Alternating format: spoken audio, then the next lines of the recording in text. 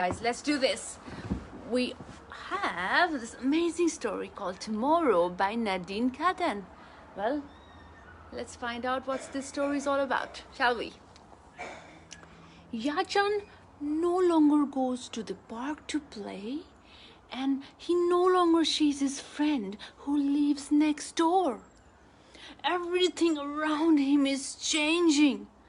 His parents sit in front of the television with the news turned up loud, and Yaazan's little red bike leans forgotten against the wall. Will he ever be able to go outside and play? Guys, there's a huge question here. Will Yaazan ever be able to go outside and play? Well, let's find out, everybody. Let's find out. Hello, Gemily. Welcome to Storytime. I'm Anusha, and today we're reading Tomorrow by Nadine Kaadan. And ladies and gentlemen, please welcome Yaazan. He is Yaazan. Okay, let's do this.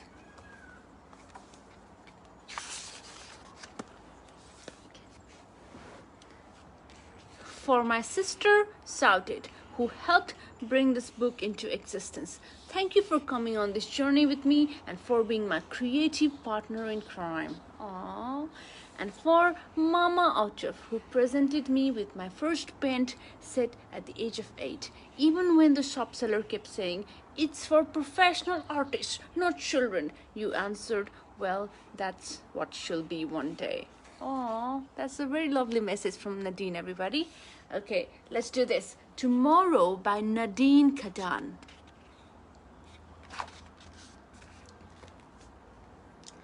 Yaazan no longer went to the park, and he no longer saw his friend who lived next door. Everything around him was changing, everybody. As you can see, there is a huge silence in his room, and he is very scared. He is very scared. He is very overwhelmed because he is sitting at the corner of his room, and he's wondering, why is everything around me changing? Why is everything around me changing? Why am I not allowed to go to park? Where are my friends? Where are my neighbors? Why is everything around me changing? Why is it happening? Even his mother had changed. She had stopped painting. Yaazan and his mother used to spend hours painting together. Sometimes he had been happy watching her paint. Just watching her paint, everybody. Well, his mother used to love painting, but then again she stopped. And even his mother had changed. And look at that, how happy Yaazan is, but well, he's not happy anymore because everything is changing around him. Everything is changing around him. Let's find out why. Now, the minute she woke up, she would watch the news with the volume turned up so loud. Now, guys, everything around him is changing because now, as she wakes up in the morning, all she does is turn up the news and turn the volume up loud. She does nothing else. No more painting. And he is very scared. He is very lost, guys. He's just wondering, why is everything changing around me? Each time they wanted to leave the house, Yaazan's father would make lots of phone calls. When Yaazan asked why, he would say, "Traffic. We're trying to avoid the traffic." Yaazan felt really stuck. No park and no friends. One day there was school, and then no school the next. He even started to miss going to school, which was a surprise. Well, now he's even starting to miss going to school, guys. Well, which was a surprise because he didn't used to like school before. But then again, now that the schools are all closed, now he's missing everybody. He's missing his friends, he's missing park time, he's missing his school, he's missing everything, and everything is changing. And well, every time he asks his father why, well, they don't reply as much. And he is very, very lost, everybody. He's very, very lost. That weekend, the hours seemed so long with nothing to do. There was nothing to do. Yaazan got out of bed and tried to keep himself busy. He drew a few doodles. He built a castle out of pillows. He even made 142 paper planes. There was nothing else to do, and he was losing his creativity. But he was still bored, guys. He's made 142 paper planes, and he's got nobody to play with. Well, he's been doodling, and he's got nothing to do. And he is very, very sad because, well, he is bored and everything around him is changing. Oh no! He went to the living room and screamed, "I want to go to the park now!" But his parents were watching the news and didn't even turn around. They're even not paying attention anymore. "Not today, Yaazan," said his mother. As you can see, guys, as they are watching the news, the buildings are falling down and everybody, there's chaos everywhere and there's dust everywhere. And then again, he would like to go to the park. He doesn't want to stay at home anymore. But then again, his mother and dad is very, very busy watching the news. Yaazan grabbed his bicycle, which he hadn't touched for over a month.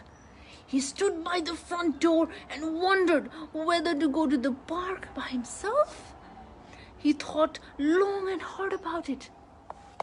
He knew his mother would be angry if he left without her permission, but he looked at his bike and was tempted by its shiny red point and its new bell that made 4 different sounds. Ting-a-linging! Oh no, I haven't used my bike for so long. I need to use it. I need to go to the park. Maybe I should go by myself. But then again, my mom's gonna get angry. Oh my God, what to do? What a conundrum. What a conundrum, everybody. And Yaazan is so scared. Everybody, everything is gone. Everything is changing. And it's so scary outside and I can't even play anymore. Oh no. He opened the door and walked outside. When he reached the street, it was completely empty. Everything was different.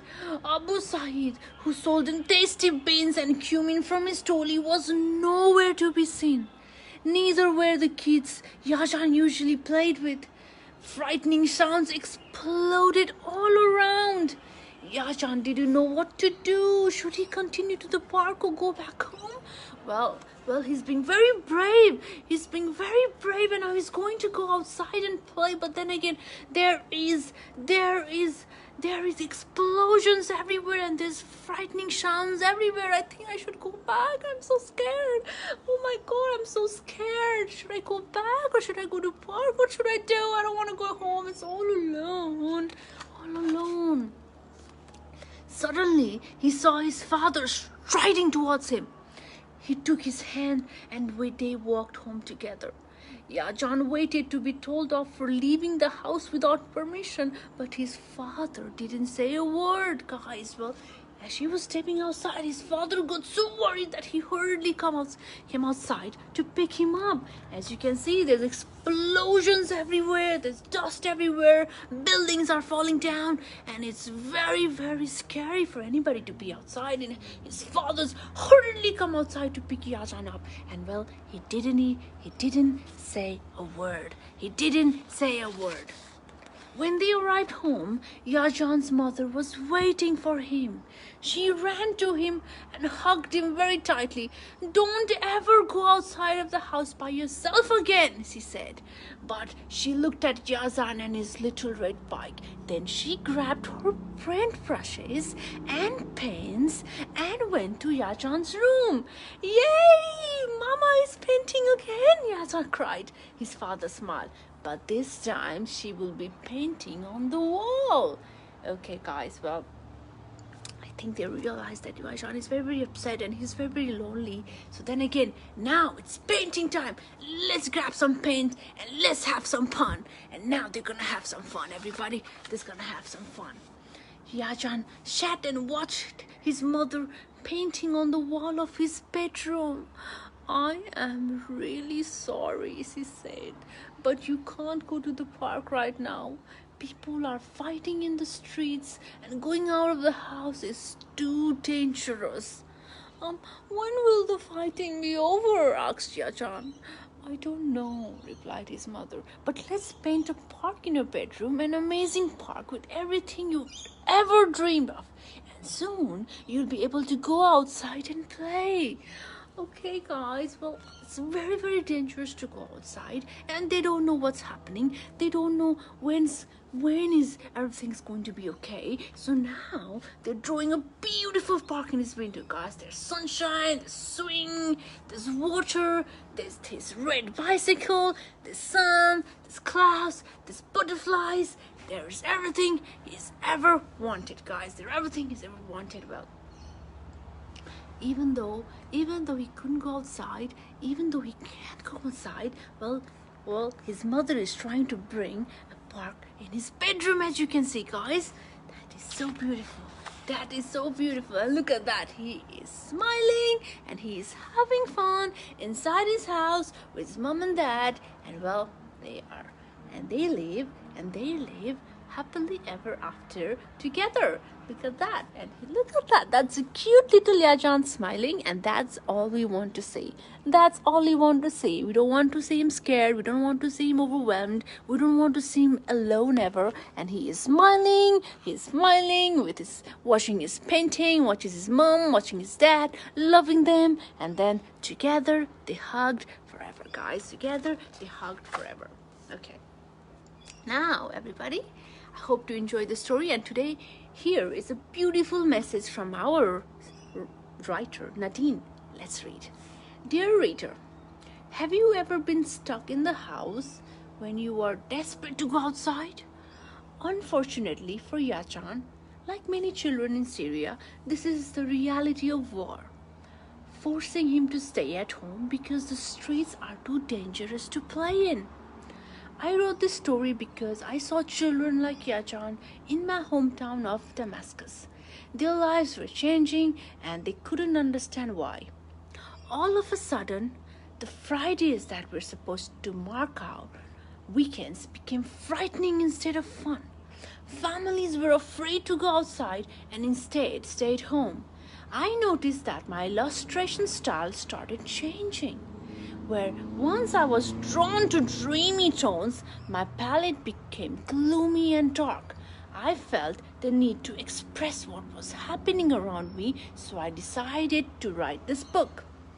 Almost a decade later, the situation continues to worsen for Syrian children, especially those who are living away from their homes and who have missed years of school. Today, we wait for a time when tomorrow can be a better day for all Syrian children. Nadine. That is such a beautiful message by Nadine, guys. That is such a beautiful story by Nadine, guys.